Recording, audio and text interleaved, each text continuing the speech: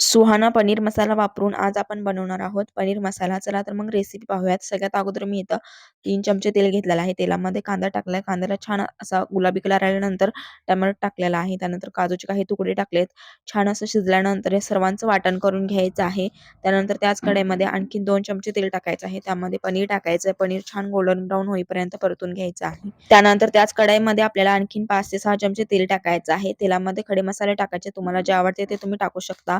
त्यानंतर कांदा टोमॅटोची प्युरी टाकून घ्यायची आहे. छान तेल सुटेपर्यंत परतून घ्यायचं आहे. त्यानंतर त्यामध्ये 1 चमचा अद्रक लसूणची पेस्ट सुद्धा टाकायची आहे. त्यानंतर सुहाना पनीर मसाला घ्यायचा आहे. दुधामध्ये 5 ते 10 मिनिटं भिजत ठेवायचं आहे. त्यानंतर त्याचमध्ये पनीर टाकायचं आहे आणि आणखीन 5 मिनिटं रेस्ट द्यायचं आहे. तोपर्यंत मसाले टाकून घ्यायचे आहेत प्युरीमध्ये. छोटा 1 चमचा कसुरी मेथी टाकायची. त्यानंतर तुम्ही कितपत तिखट खाता त्या प्रमाणामध्ये मिरची पावडर टाकायची आहे. कलरसाठी बेडगी मिरची पावडर वापरायची आहे. आपण जो मसाला भिजत ठेवला होता तो टाकायचा आहे. छान अशी पनीरची भाजी तयार आहे.